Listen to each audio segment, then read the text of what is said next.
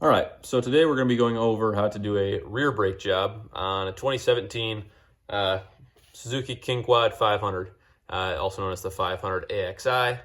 Um, these are some complicated rear brakes. They're not pads and rotors. They're not drums. It is a encased inside your rear differential, inside fluid, which is supposed to keep them, completely out of the elements inside the differential.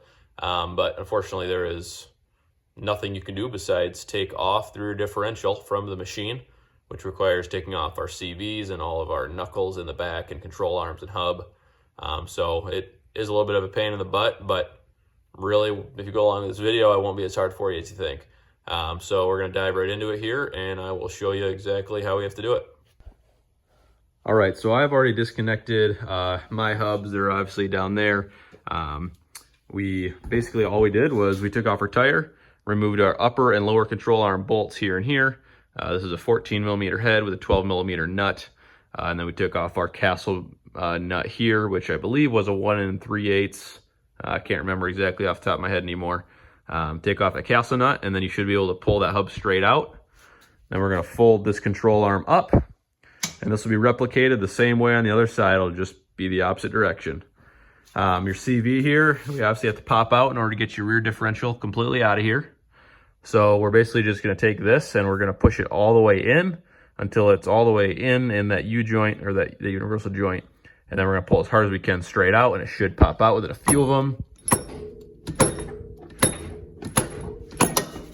There it goes right there. About 4 pulls, I believe it was. And then we're going to do the same thing on the other side here, and I'll show you when that one's done. Okay, we're going to repeat the same process on this side. Fold this up out of the way. Grab the end of our CV shaft here, exact same kind. Push it all the way in, give it a few good yanks. Oh, got that one in one. Looking good. All right, next up, taking out a rear diff. All right, so step one is to unhook your brake lines here and here.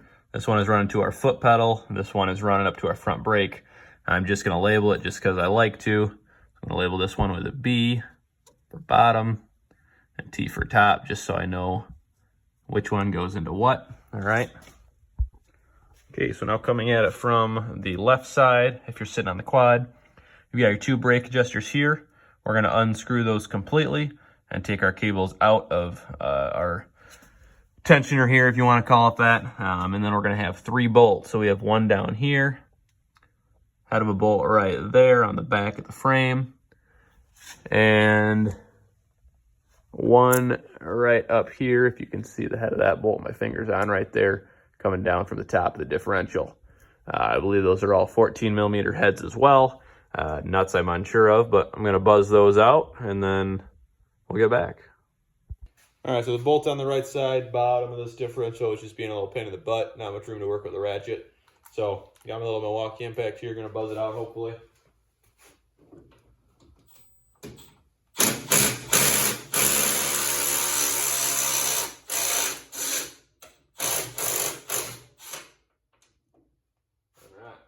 She is.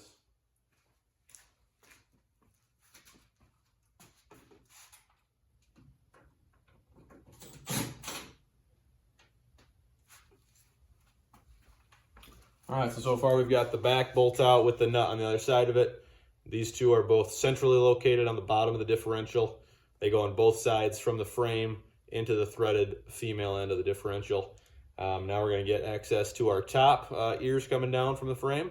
And once we have that last one out, we should be able to pull the differential out. So we'll let you know. All right, and our last step here is to take this little air boot off here. So we got some 2 Phillips head hose clamps here holding this boot connection together. We're going to disconnect those, or loosen those, and then we should be able to at least just rotate this backwards. We'll probably be caught still on something up here, but we should be able to just get out enough to get this differential out, hopefully. If not, we'll have to figure out where this goes and take it all the way off.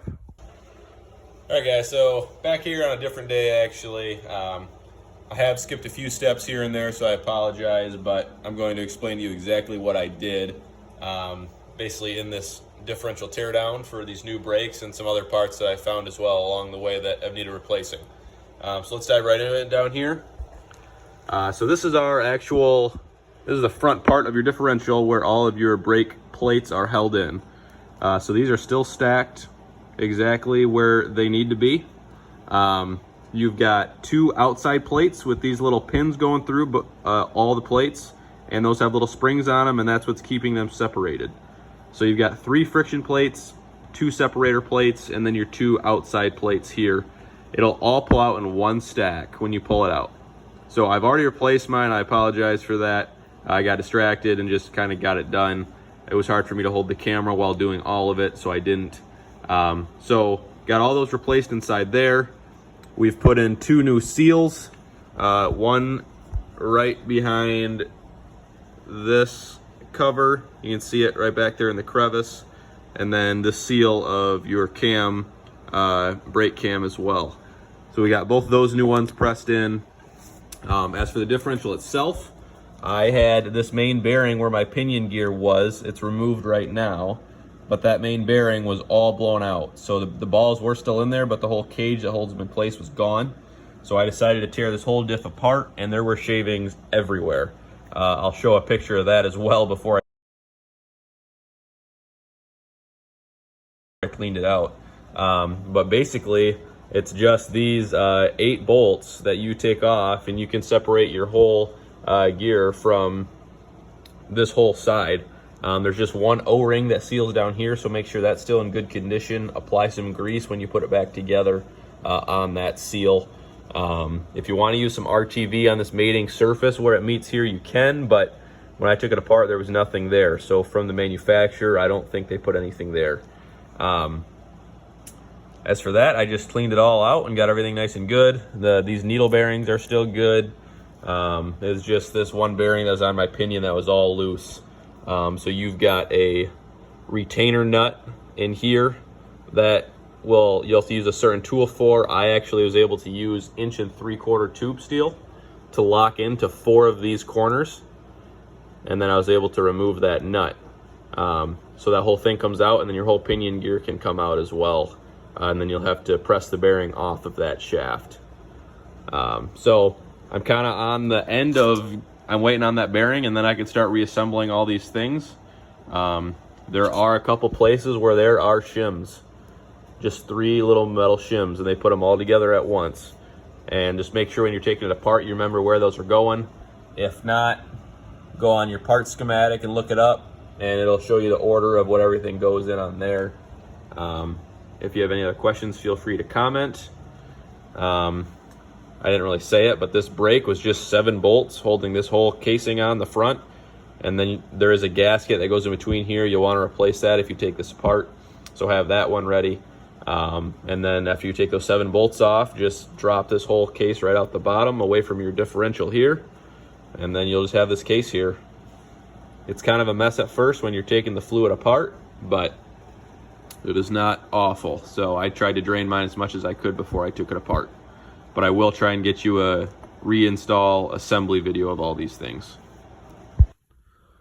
Okay, so we have our new bearing pressed in inside here. That is a 6328 bearing.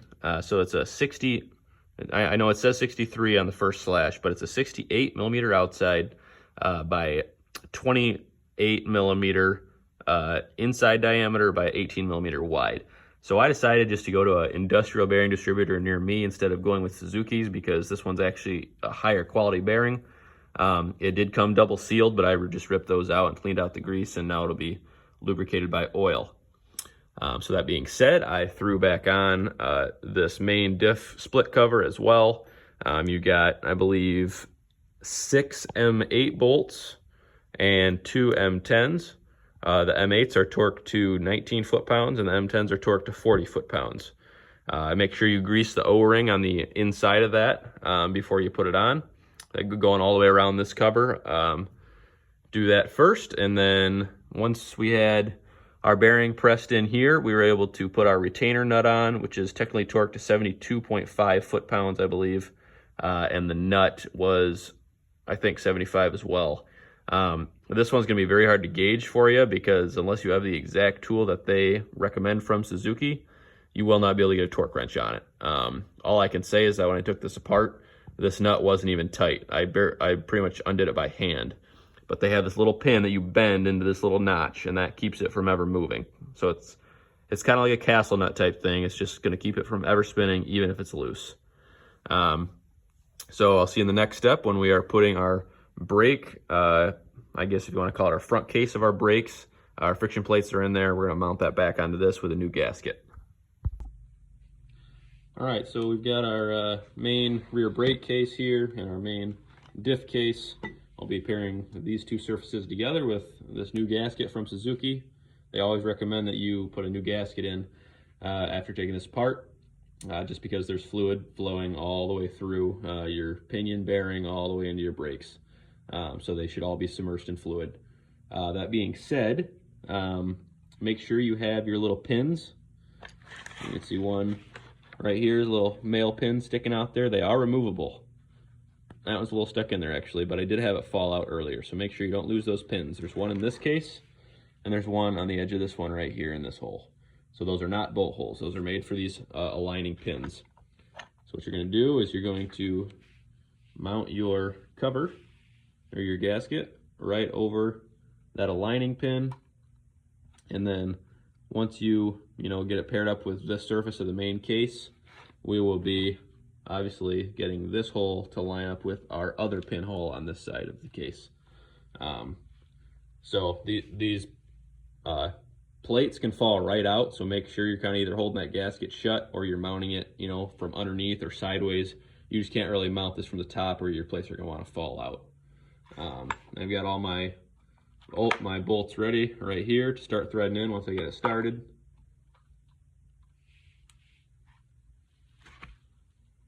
Actually, I might put a bolt in there first, just so once I have it started, I can, align it and don't have to hold it anymore.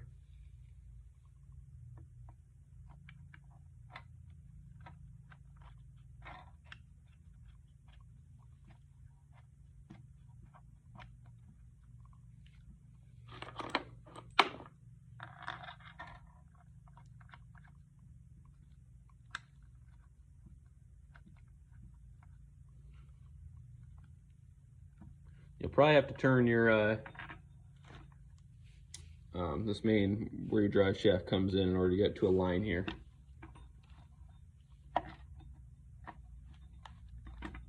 Which I am having some struggles with a minute. There we go. All right, we are aligned. So that is spinning properly. So I'm going to get these 2 bolts. All right, sorry about that, got interrupted. So I've got a couple bolts started here, adding some Loctite to them. You can use blue or red. I've just got medium on hand. So I've been applying that to each thread and then just getting all the bolts in place here. And then once I get all those done and in place, I'll torque them down. All right, so I got all these snug, tightened down to 19 foot-pounds. Every single bolt here is going to be 19 foot-pounds. Got the thread locker on them. So we are fully put back together. We got a new seal pressed in around this main where the drive shaft comes in, and everything's interlocked with our splines. So we are turning how we should, and we are tight, which is good. So now we're going to throw her back in the back of the ATV, which I'm honestly not going to record most likely because we'll be, you can just watch it at the beginning how I took it apart and just do it in reverse order. Thanks guys, see ya. Hope this video helped you.